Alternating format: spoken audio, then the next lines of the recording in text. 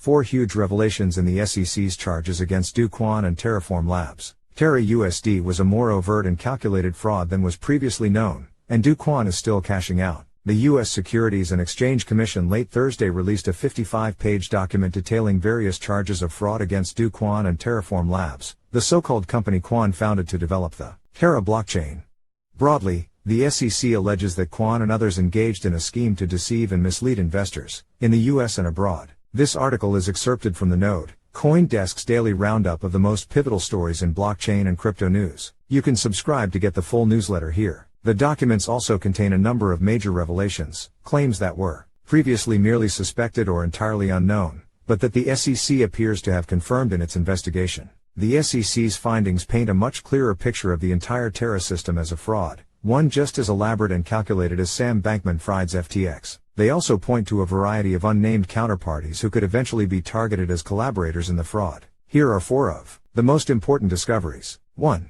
TerraUSD's stability was a complete and conscious fabrication. The most important new information laid out by the SEC is that in May 2021, when it experienced a small depegging from its $1 target price, Terraform and Kwon secretly discussed with a third party that the third party would purchase massive amounts of USD to restore the $1 peg. This worked, and TerraUSD returned to $1. But this bailout was not discussed publicly. Instead, Kwon and others cited the May 2021 restoration of the peg as proof that TerraUSD was automatically self-healing. This narrative, which the SEC calls a complete fabrication, was key to enticing subsequent investors into the scheme. See also, Terra co-founder Do Kwon still says he's not on the run. This is a precise analog of the fake laboratory tests that earned Theranos founder Elizabeth Holmes a decade-plus prison sentence. 2.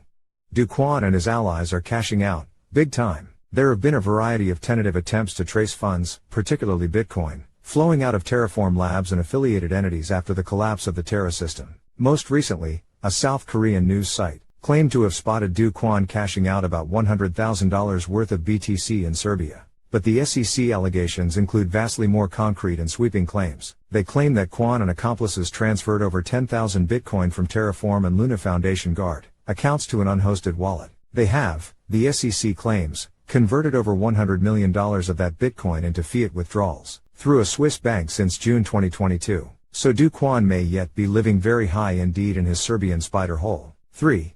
The Chai deal was even faker than we thought. It has long been understood that Do Kwon overstated the extent and duration of the relationship between Terra and the Chai payments platform, an e-commerce system in South Korea. Specifically, Kwon was known to have claimed Chai was using Terra for payments processing long after any such partnership had ended. But the SEC details far more proactive, in some cases incredibly elaborate, efforts to misrepresent the Chai-Terra relationship. Above all, it describes the use of a server, known internally at Terraform as the LP server, which replicated the real transactions that Chai was processing in Korean won. In reality, according to the charges, no Chai transactions occurred on the blockchain. In other words, not only did Do Kwon exaggerate the Chai-Terra relationship in his own statements, he created an entire fake server to move fake money around to simulate fake transactions, with the clear goal of deceiving investors. Finally, one for fun, in an infamous 2021 interview on CoinDesk TV, anchor Christine Lee challenged Do Kwon on his apparent disregard for U.S. regulators and enforcement. He said U.S. regs were not that interesting.